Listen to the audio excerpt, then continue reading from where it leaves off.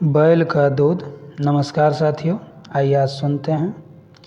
एक दिन की बात है कि अकबर और बीरबल दोनों एक उपवन में बैठे हुए आनंद मना रहे थे। इतने में शाम हो गई। जब बीरबल घर जाने का इच्छा हुआ तो बादशाह ने उसे रोक कर कहा, बीरबल, आज कई दिनों से मैं एक बात सोच रहा था, परंतु तुमसे कहना भूल जाता था। एक हकीम दवा बनाता है, उसमें बैल के दूध की आवश्यकता है। यदि तुम कहीं से उसे ला दो तो अति उत्तम हो। बीरबल बादशाह अकबर की मंशा समझ गया और मन में कहा कि बादशाह इस बहाने मुझे मूर्ख बनाना चाहते हैं। बीरबल बोला, इसमें घबराने की कौन सी बात है, मैं 1 सप्ताह में बैल का दूध ला दूंगा। बादशाह ने कहा, 2-4 दिन और अधिक लग जाए तो कोई चिंता की बात नहीं है, परंतु दूध का आना लाजमी है। बहुत अच्छा कहता हुआ बीरबल वहाँ से विदा हुआ। वह घर पहुँच एकांत स्थान में बैठकर बैल के दूध वाले प्रश्न पर विचार करने लगा। चिंताग्रस्त बीरबल जब भोजन करने का समय हुआ तो उसकी लड़की बुलाने आई। वह अपने पिता का चेहरा उतरा और विचारमग्न देखकर ठिठक गई। जब उसको खड़े कई मिनट व्यतीत हो गए और पिता का ध्यान ना टूटा तो उसने पिता से चिंता का कारण पूछा। यद्यपि यह बीरबल की बड़ी लड़की थी। कन्या बोली, पिताजी, यह कौन सी ऐसी कठिन बात है जिसके लिए आप ऐसे चिंताकुल हो रहे हैं। चलिए, भोजन का समय बीता जा रहा है, मैं उसका उत्तर 1 हफ्ते के भीतर ही बादशाह को पहुंचा दूंगी। लड़की के ऐसे उत्तर से बीरबल की चिंता घटी और साहस कर भोजन करने गया। इस प्रकार 2 दिन व्यतीत हो गए तो बीरबल की लड़की ने एक नई तरकीब निकाली। वह ढूंढ कर बहुत सारे पुराने वस्त्रों को घर से बाहर निकाल लाई और उनका एक गट्ठर तैयार किया। जब आधी रात का समय हुआ तो उस गट्ठर को सिर पर लाद कर नदी तट पर जा पहुंची और कपड़ा धोने लगी। बादशाह का महल ठीक नदी के तट पर बना हुआ था।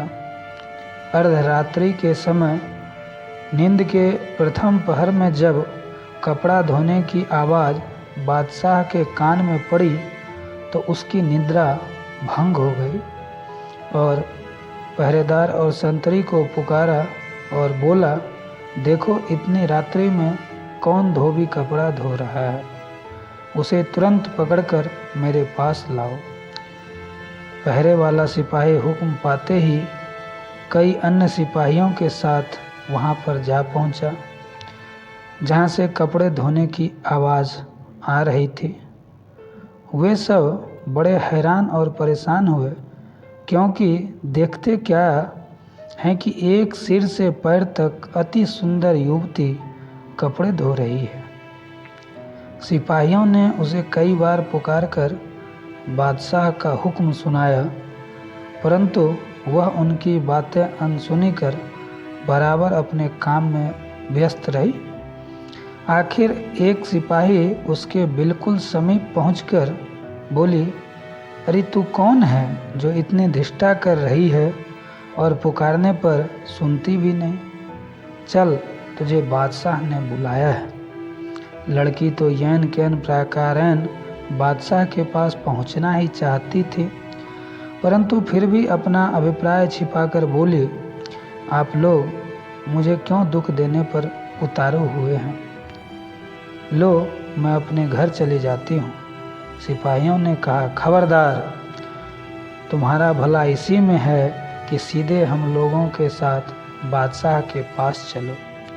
लड़की कपड़ों को जहाँ तहाँ छोड़कर उनके पीछे हो ली और जब बादशाह के निकट पहुँची तो बड़े अदब से झुककर सलाम किया और डरी सी होकर एक किनारे खड़ी हो बादशाह के हुक्म की प्रतीक्षा करने लगी।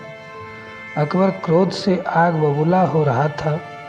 उसने अपनी लाल लाल आंखें निकालकर पूछा, ऐ कमबख्त, तुम कौन हो और इस रात्रि के मध्यकाल में यहाँ कपड़े क्यों धो रही है?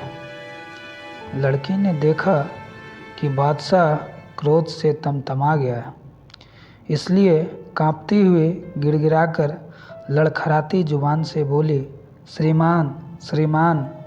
मैं तो बादशाह को उसे घबराई हुई देखकर दया आ गई और उसे सांत्वना देते हुए बोला, तो इतना घबराती क्यों है?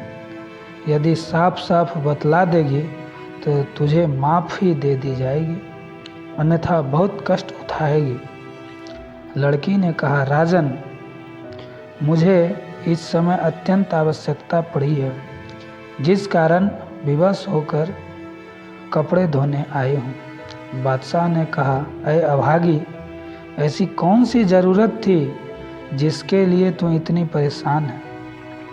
लड़की ने उत्तर दिया, क्या कहूँ राजन, आज दोपहर को मेरे पिता ने एक लड़के को जन्म दिया, सो मैं रात भर तो और दिन भर तो और कामों में परेशान थी।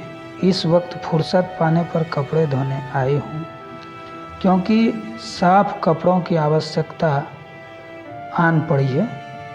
लड़की के ऐसे कौतूहल उत्तर को सुनकर बादशाह बड़ा आश्चर्यचकित हुआ और उसे फटकारते हुए बोला, अरे नादान, तू क्या बकती है? क्या तेरा दिमाग खराब तो नहीं हो गया? भला पुरुष को कहीं लड़का पैदा होता है? लड़की सुअवसर देखकर विनम्रतापूर्वक बोली, राजन, जब पुरुष को लड़का नहीं हो सकता तो बैल को दूध कैसे होगा? बादशाह अकबर को अपनी पहली बात का स्मरण हो आई। चकित होकर लड़की से पूछा, कहीं तुम बीरबल की लड़की तो नहीं हो? लड़की ने उत्तर दिया, जी हाँ श्रीमान, आपका अनुमान बिल्कुल ठीक है। बादशाह उसकी इस चतुरता से बड़ा प्रसन्न हुआ और उसको आभूषण और द्रव्य पुरस्कार में देकर बड़ी इज्जत से पालकी में बैठाकर विदा किया। लड़की ने घर पहुंचकर पिता का चरण स्पर्श कर रात की घटना का सारा वृतांत कह सुनाया। बीरबल अपनी बुद्धिमती कन्या से बहुत प्रसन्न हुआ और उसका पुरस्कार उसे लौटाकर बहुत आशीर्वाद दिया। ये कहानी आपको कैसी लगी? अगर अच्छी लगी हो तो इसी तरह कहानी देखने के लिए चैनल को अवश्य सब्सक्राइब कर लीजिए। आपका बहुत बहुत आभार।